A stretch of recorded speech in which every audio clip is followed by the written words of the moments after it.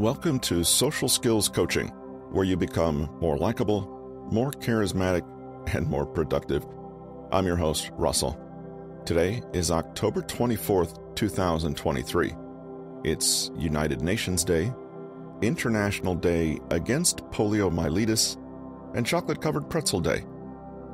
Also, adding to the lunch menu with chocolate-covered pretzels are almonds, bologna, taffy, and pumpkin cheesecake for dessert. Very tasty. Today's episode is about mastering style and tone in communication. We're going to be taking a look at how to eliminate crutch words, getting comfortable with pausing, avoiding the dangers of hedging language, understanding Upspeak, talk about 5 types of communication tone, and using signposts effectively. This episode is from the book How to Speak Effectively, Influence, Engage, and Charm by Patrick King, available on Amazon, Audible, and iTunes. Thanks for joining us today.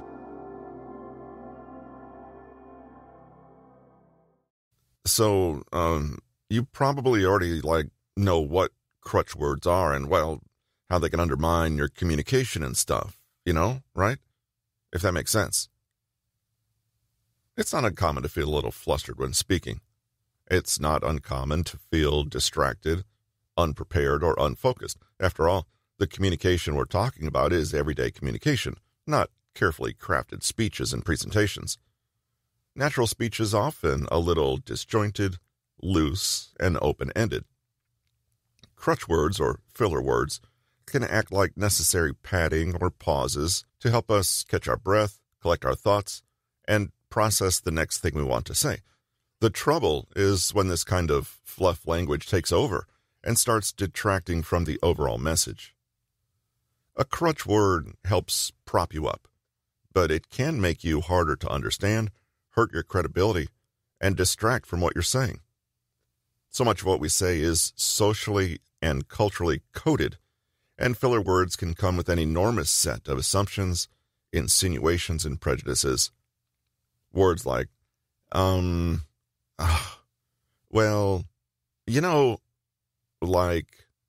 so, right, okay, and, can be like little speed bumps that interrupt the flow of your message. It's easy to see why. If you're talking to someone who's showing you that every third or fourth word they use essentially has no meaning, are you likely to pay more or less attention to what they say? The irony is that in using crutch words to fill an awkward silence, we end up diluting our message and making it less likely that people pay attention to all those other non-crutch words. More than this, using crutch words can actively annoy people and signal a subtle lack of conversational awareness and etiquette. Consider that when you open your mouth, you are taking the floor, even if it's in a very casual and free-form setting. You're holding the mic, so to speak. If people get the sense that you're hogging this position without really saying anything, they're likely to get annoyed or bored, and they may be tempted to interrupt or just ignore you. Get comfortable with pausing.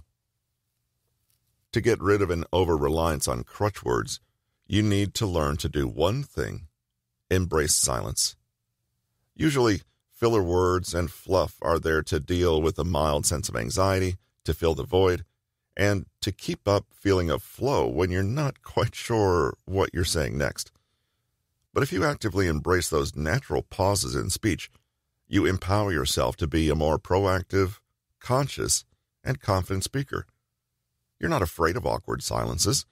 You are actively using them as one of the many tools you have in your conversational itinerary. If you have a bad crutch word habit, don't worry. This can actually be used to your advantage.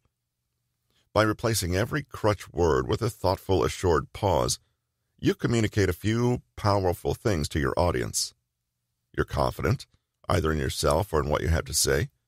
You don't feel that you need to quickly say your piece or rush through what you're saying for fear that you'll be interrupted or ignored. In treating your own message with this kind of attention and respect, you convey to others a belief in its value, and they can't help but do the same. You show consideration for your audience. If someone is blundering and blathering on with very little thought for how clear their message is, or how it may be coming across, they signal a disregard for the other person. All of us need to carefully consider how we present ourselves, and too many filler words can make for a boring and confusing listening experience for an audience. However, if other people get the sense that you're being deliberate about how you speak, you create a frame of mutual respect and consideration, which automatically elevates whatever conversation you're having. It helps you stay calm.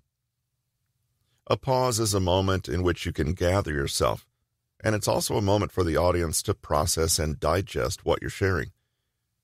It's the difference between gobbling down a meal without thinking versus savoring each bite and pausing after each mouthful. The breath is connected to our state of anxiety, and if we're talking constantly, we're usually not breathing, and this fuels anxiety. Just stop, take a breath, let the conversation expand a little, and relax. Finally, a pause can actually help you make your point. It's a mistake to think that silence is empty space or some kind of lost opportunity where you could have been speaking instead. A pause has power. Pausing at the right moment can alert your audience to the fact that you're about to say something important. It can help you build suspense and then release it. When you pause after something important, it can show the audience that you want them to really think about what you've just said. It gives you time to lean on other nonverbal elements of your communication, such as your eye contact or body language. This can be more effective than just talking and talking. Here's a 2-step exercise you can try to break the crutchword habit and come across with more confidence and clarity. Step 1. Pay attention. Actually listen to how you currently speak. This requires awareness in the moment, but it's even better if you can somehow record yourself during a conversation so you can play it back and see just how often you're relying on crutch words. You may be surprised. Try to notice not only when you're resorting to filler and fluff, but also to how this is impacting the conversation, how people's energy and attention levels are changing, how the conversation is flowing, and how anxious or confident you feel. Recording may be difficult, but you can also gain some insight by filming yourself telling a story. The idea is to get a good snapshot of the role this kind of language is presently playing in your life. Step 2. The next bit is difficult, but becomes easier with practice. Just keep quiet. Force yourself to say nothing instead of using a crutch word. You don't have to speak in a smooth, uninterrupted flow. Just stay quiet if you're not sure what to say. Try to teach yourself that a pause is not a problem. Sure, if you just go silent for longer than 5 or 6 seconds, your listeners may start to wonder. But you may discover you seldom need that long to gather your thoughts and that people are rather tolerant and will wait. Then, repeat step 1 and notice how different it feels to pause instead of and Notice how you feel and how other people respond to you. You may also find that pausing in this way has other related benefits.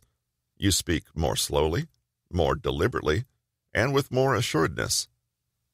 You find yourself taking yourself more seriously. The dangers of hedging language. Imagine someone said the following to you.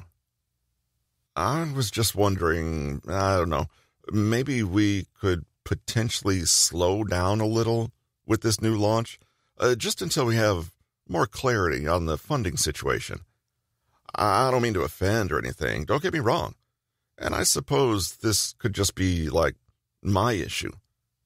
But I feel that we could possibly pause here and reassess. You know what I mean? Sorry if all that doesn't make any sense. Do you get the feeling that this person is calm, confident, and self-assured? Do you get the feeling that they're knowledgeable, competent experts? Are you inspired to listen to them and come along to their point of view? Probably not. Hedging, or softening language, is a way to reduce what we're saying, to make it smaller, more polite, and less certain.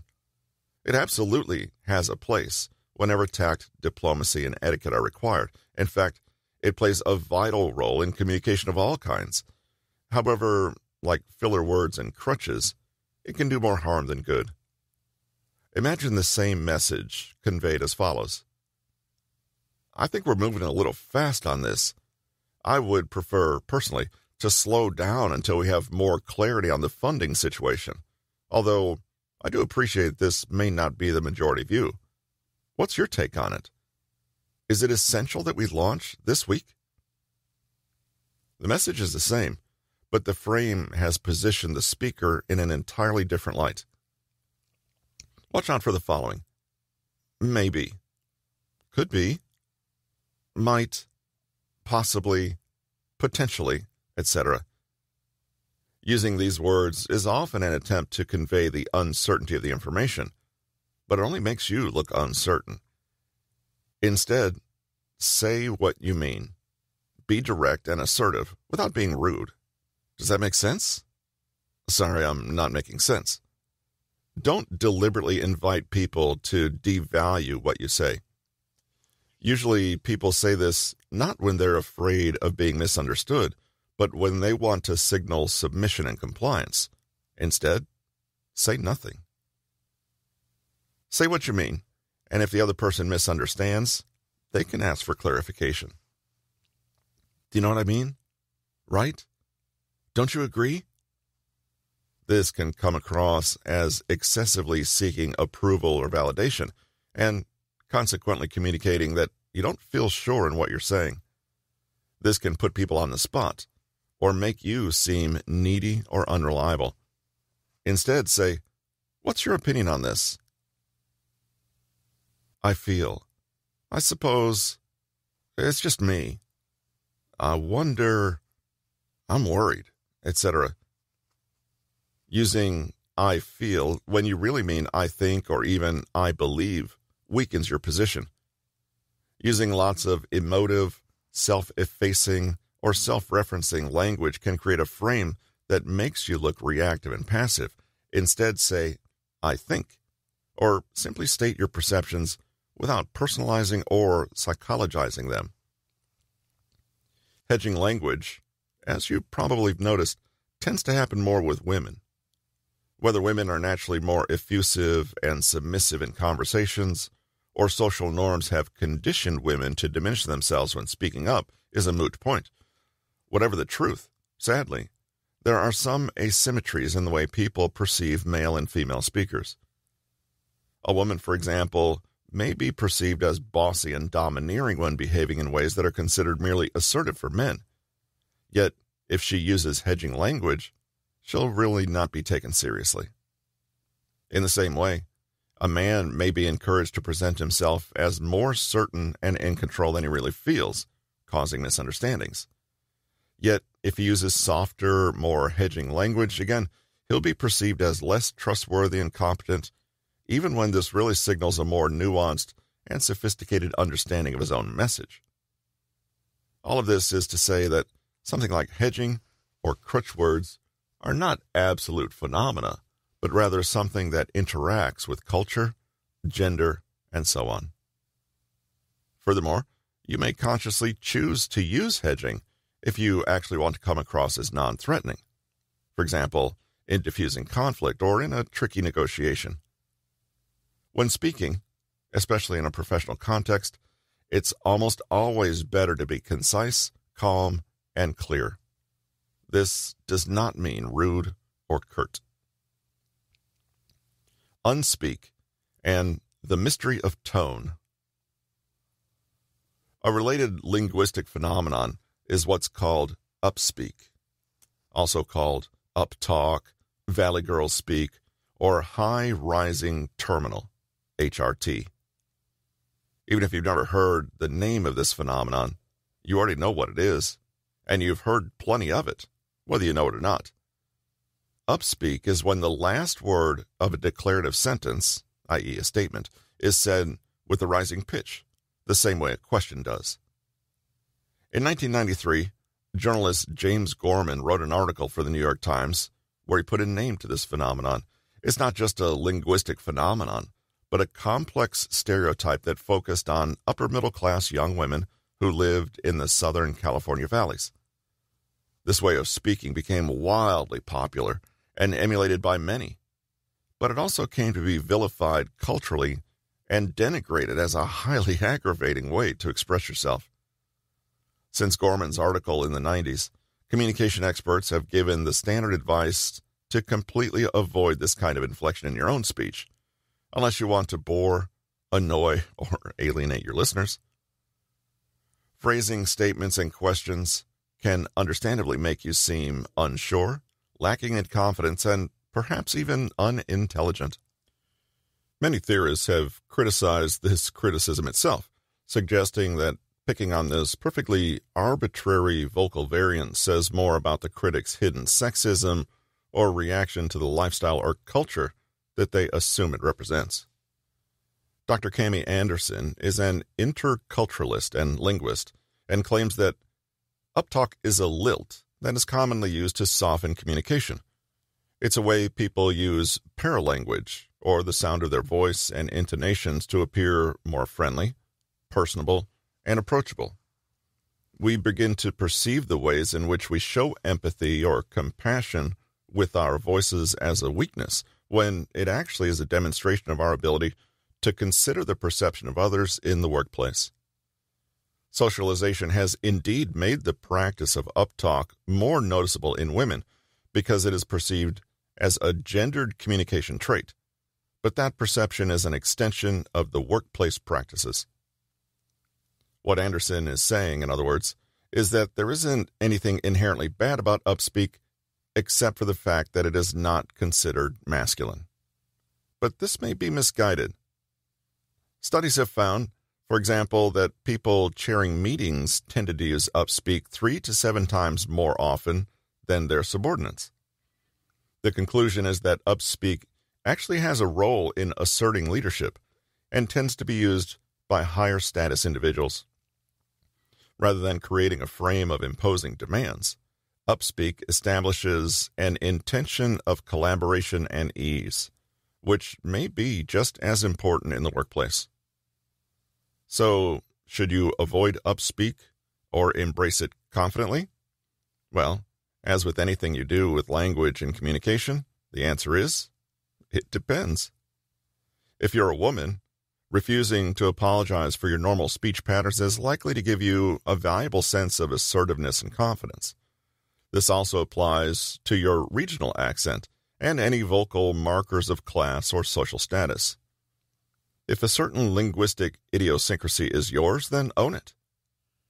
Excellent communicators do not all speak identically, and they're not afraid to be distinctive in the way they speak. However, they all do share the ability to be conscious of what they're saying, how they're saying it, and the effect they're having on others. Women do not need to speak like men in order to be taken seriously. However, if a woman becomes aware that she is coming across as uncertain, unconfident, or nervous, then she can consciously take steps to remedy this.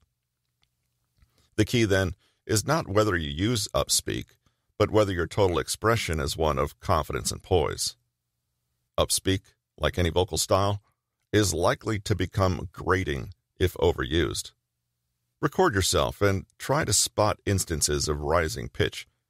Experiment with taking those same words and giving them a neutral or even downward inflection at the end. Notice the effect it has on you, your message, and your listener. A little Upspeak here and there is probably a good thing and contributes to articulate, varied, and lively tone, but too much can be a bad thing.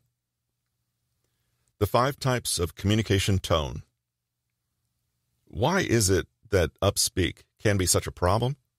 One reason is that it creates an inappropriate communication tone. A communication tone is a little like a vocal frame. It's about how you use words and phrases to establish the kind of communication that can happen. A company will tend to use a more formal tone with shareholders and investors, but adopt a friendlier, more persuasive tone in marketing to its customers.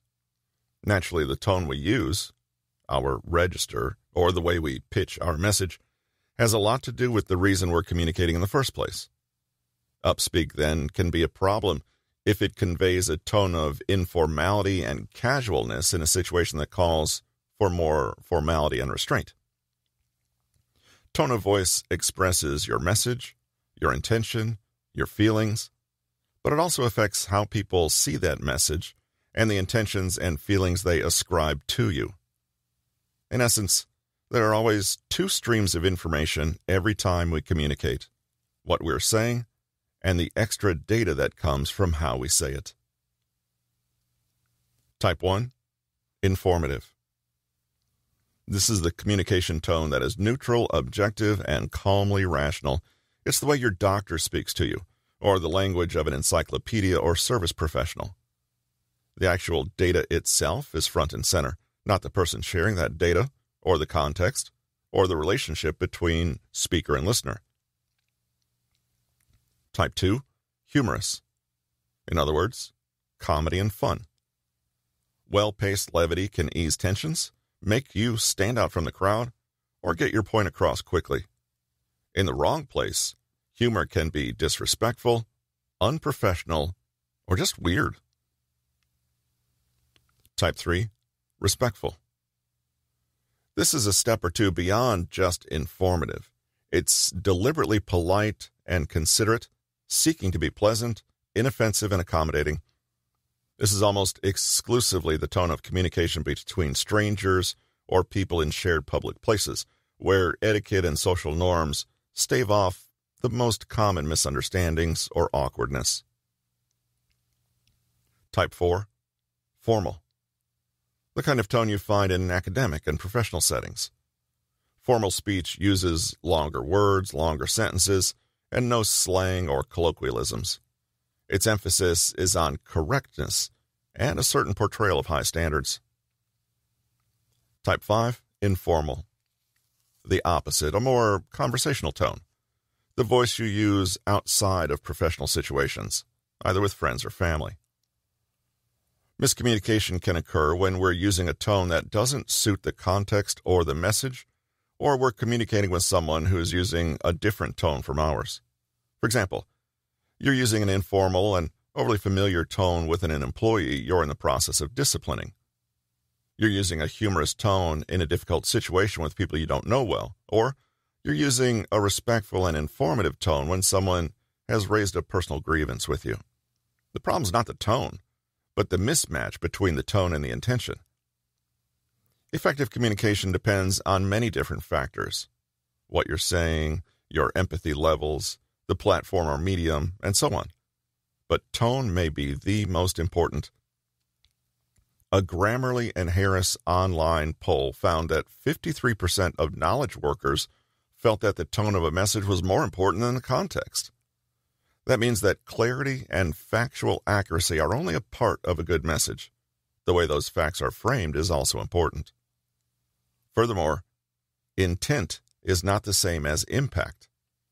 In other words, simply feeling a certain way means little unless you're able to actually convey that to your listeners. How can you be more conscious of tone in professional settings? It can be a difficult balance to strike. Here are a few tips to navigate what can be tricky waters. Strike a balance between friendly and businesslike. Only you will know about your unique workplace culture and context, but try to imagine social niceties and friendliness acting as a kind of buffer or lubricant. For example, you might make a comment about the weather or ask how a person is, but for the purpose of easing into business and quickly warming up before talking more formally. The friendliness is there to assist, but is not the main focus. So that means that a 10-minute conversation about details of your personal life or an impassioned rant about the weather is inappropriate. Be confident but not arrogant. One way to do this is to focus on the content. Be clear, calm, and assured in what you're saying, but don't let this turn into personal confidence or, even worse, egotism. The surest way to hold your own, without conveying a sense of superiority or haughtiness, is to show no hesitance in sharing your own opinion or position, but be graceful enough to ask their opinion, request help, or admit that you're wrong, unsure, or don't know. Aim to be precise, but never curt. You can almost always get your message across with fewer words than you think. You're communicating for a reason. What is it? Make sure that you're clear on the crux of your message so that when you deliver it to your audience, you can do so with minimal distraction or irrelevancy. In other words, get to the point. However, the ordinary conventions of politeness will go a long way in stopping you from coming across as rude or too blunt. Ask questions, say please and thank you, and always add a little buffer before and after what you say, rather than just blurting things out. Instead of being emotional, be compelling. We've seen that hedging language, upspeak, and using too many crutch words can make you appear weak or overly emotional. You're never required to pretend you don't have feelings or emotions, but a professional and self-regulated person takes on the responsibility of being selective with how they express this emotion. It doesn't matter if you're right to feel how you feel. People seldom continue to listen to someone who's overcome with anger, fear, or upset. Instead, make your case with compelling arguments, give your evidence, and be as persuasive as you can. If you're worked up, you may need to take a step back and cool off before deciding what to say and how. Be genuine, but also stay flexible.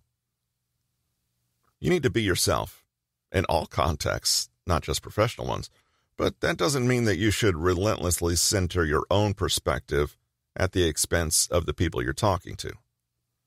You might be a genuinely straight-talking, no-nonsense kind of person, but if the person you're talking to is more nuanced, sensitive, and delicate, then respect that and dial down your tone. You can still be who you are, but be considerate of how the message, the context, and other people may require you to adjust and adapt. Overall, professionalism is about awareness. It's about knowing that what you say has impact and deliberately taking steps to speak in a way that gets you what you want while respecting the context and the people you're talking to. Returning to the question of upspeak then, you may well be perceived as frivolous, uneducated, or annoying if you use upspeak in a professional capacity because it simply does not fit the context. But by the same token, someone who's using an overly stiff and formal communication tone in a casual setting is making the same mistake and showing that they lack situational awareness. The answer to what's the best tone to use is always the tone that best matches the context and which will most likely be received by my listeners. How to use signposts. What's the function of road signs when you're driving? They're there to let you know what's coming up, to alert you to exactly where you are, the direction you're going in, and where you're likely to end up if you carry on your route. Conversational road signs serve a similar function. They are verbal and nonverbal markers that tell your listeners what kind of journey they're going on, where they are, and where you are taking them. The concept of signposting is most seen in public speaking, where the speaker is expected to move the audience through a sequence of clearly marked key points, arranged in a logical argument with clear transitions from one idea to the next. This helps the audience connect the dots and see your argument as a whole. It's easy to forget just how important it is to do this. When you're on your own, the things you already know occupy your mind in a diffuse, all-at-once state. You've already formed your opinions, made your connections, and arrived at your conclusions. It's easy to forget that when you open your mouth to speak to others, they haven't done all this. This is why signposting is so important. You need to structure your thoughts and ideas as an organized narrative, with one step leading to the other. Signposting is commonly thought of as a way to keep your listeners engaged and listening to what you say, but it's more than this. Signposts help your audience come along with you on a cognitive journey so that they can truly understand, arriving at your conclusion as a matter of process rather than simply having you tell them some disconnected bits of information. Signposting helps guide listeners through a unique perspective. It helps facilitate their mental processing and categorization of the information you're sharing, and do so in a way that helps make your case. If you're driving along a road that suddenly ends, splits without warning, or takes you to a surprise destination, you'll feel disoriented or even totally lost. The same thing happens when you signpost incorrectly, and your audience will not want to continue listening to you. In the same way, a long car journey where there are no signs at all and no indication of how far you've gone or what's coming next can lead you to feel bored and irritable. That's why some speakers fail to hold anyone's attention. They've failed to use any signposts. Now, signposting is not just for people making corporate presentations or keynote speeches. It's for anyone who wants to hold people's attention for longer than 2 minutes or tell a good story. The skills are the same. Take a look at the 9 most common types of signposts and how to use them. Transitioning to a new point. Though you are presenting the audience with a thread of reason that runs all through your argument, you're not just jumping from one idea to the next. You need to signal when you're moving on to a new, distinct idea or point, even if it's related to the previous one, and frankly, it should be. Moving on to my second point. Another separate but related issue is, and now that I've told you about blank, I want to switch and talk about. Bear in mind that signposts can be verbal, but also nonverbal. You can signal a change in idea by switching to a new slide on a presentation, or in a more casual context, literally listing out points on your fingers, or altering your expression or body language to show that you're changing tact. Providing more details on one point. Help the audience visualize the hierarchy that your ideas fall into so they can easily see which ideas are offered as main themes and which are given as secondary examples, evidence, or counterpoints of those main themes. I now want to say a bit more about, if we zoom in on taking a closer look at this point here, as you can see, many verbal cues are in fact verbal in nature. Zoom in, take a look, etc., and help your audience to visualize. Linking similar points together.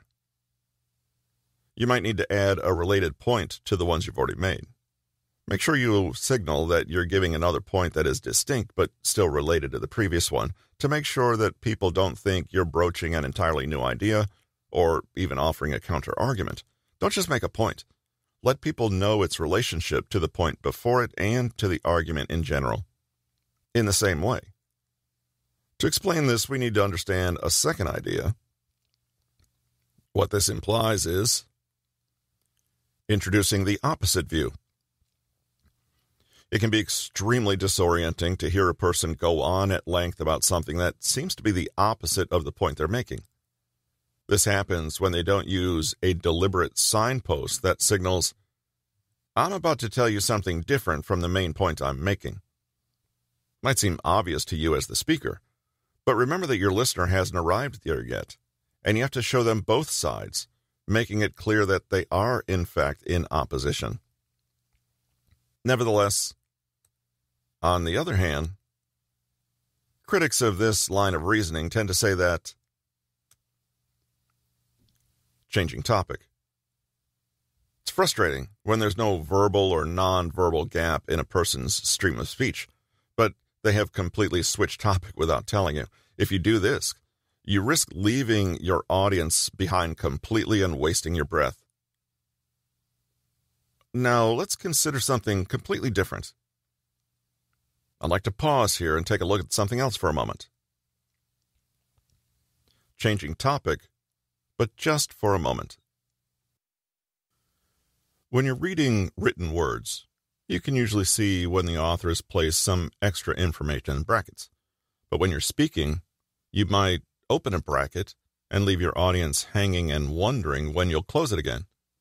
You need to use signposts to show your listeners that you've taken a temporary detour to express some other loosely connected point, but that you will return again shortly.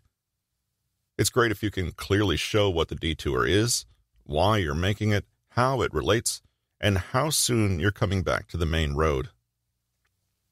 As a quick side note, let me deviate for a minute.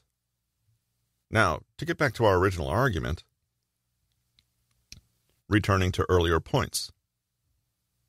Repetition can be deathly boring if done out of carelessness or lack of skill, but extremely powerful if done consciously and on purpose. Return only to those points that are genuinely most important. A common technique is to conclude by reiterating the claim you made at the beginning. Because of how important it is, I'll say it again. To recap, I'd like to return then to what I said earlier.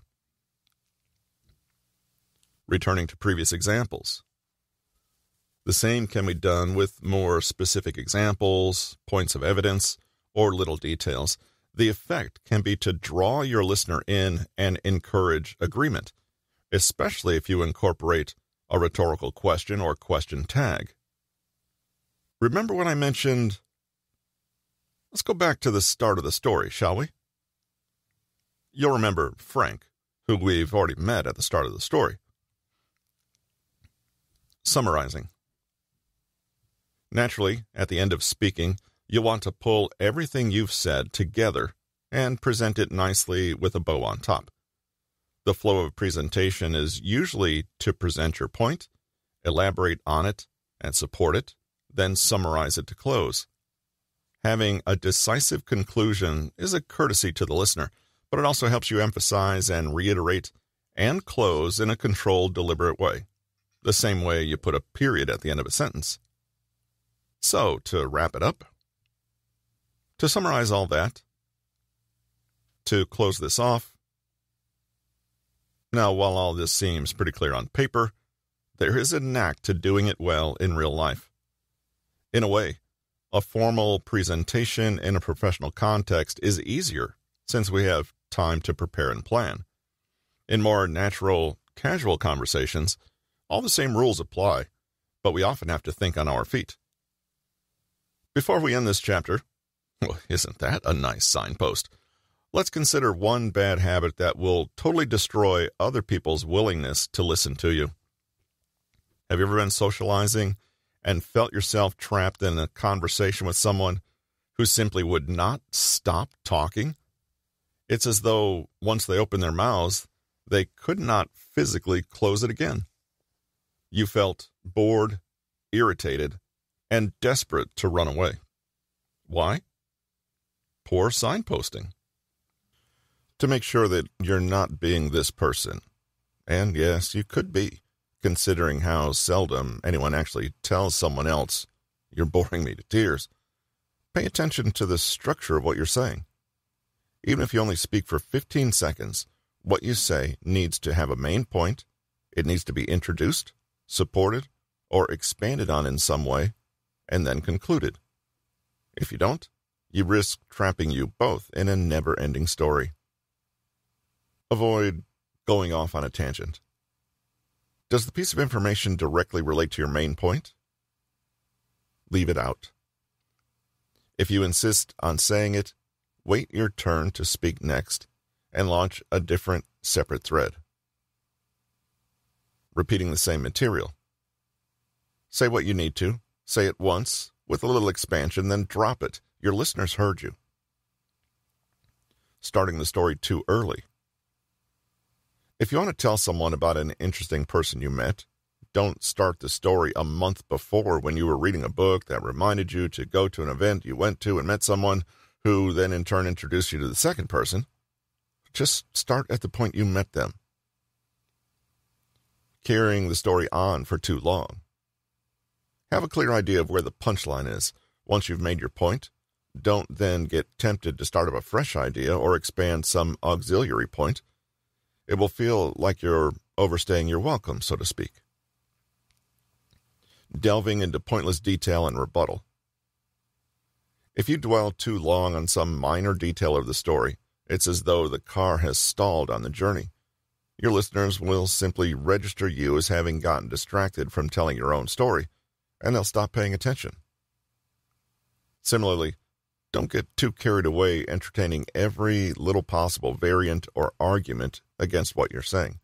You don't have all day. If you've ever been accused of talking too much, rest assured that you can become a better storyteller. It's about quality, not quantity. The irony is that it's usually when we feel that people aren't listening that we tend to do worse with signposting and structuring our speech. But the truth is that if you are clear and organized and have enough consideration to deliver your message in a digestible form for your audience, they will often return this consideration by listening to you for a lot longer than you'd think. Summary. A few crutch words like well, you know, like, so, right, and okay are natural, but too many can undermine your credibility and make it more difficult to understand you. Instead, become aware of the habit and consciously replace crutch words and empty language with confident silence. Being calm and thoughtful shows consideration for your audience and gets your point across more effectively. Likewise, try to avoid hedging or softening language and instead be clear, concise, and confident in your expression. Your communication tone is like a vocal frame you set, so pay attention to whether you're being informative, humorous, respectful, formal, or informal. No tone is wrong, but a mismatch between tone and intention, or tone and context, can be a problem. Be especially conscious of upspeak, making statements with the intonation that belongs to questions, and ask whether it may be damaging your credibility or interfering with your message. With tone, strike a balance between friendly and businesslike, confident and arrogant, concise and curt, emotional and merely compelling, and so on. Professionalism is about awareness and deliberately taking steps to speak in a way that gets you what you want, while respecting the context and your audience. Especially with public speaking, use signposts, which are verbal and nonverbal markers that tell your listeners what kind of journey they're going on, where they are, and where you're taking them. Use a signpost every time you want to transition, give further detail, link points, change topics, offer a counterpoint, or summarize.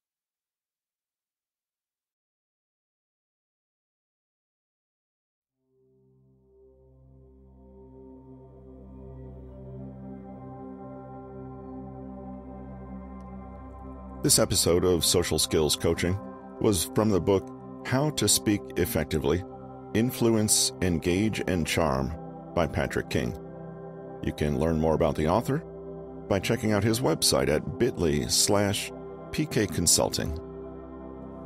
There's a lot of celebrity birthdays today, but most of those people I don't even know, so we'll limit our list today to Drake, who I know of but not about, and Wayne Rooney, the English soccer icon, or is that football? From the history book today, Jackie Robinson, the baseball pioneer, died in 1972, and Rosa Parks of bus riding fame died in 2005. According to 1440.com, today is a tough day for banks. Black Thursday occurred in 1929, where the exchange lost 11% in one day, and Bloody Friday occurred in 2008, with most indexes dropping 10% in a single day. We leave you today with a quote from Rosa Parks. I've learned over the years that when one's mind is made up, this diminishes fear. Knowing what must be done does away with fear.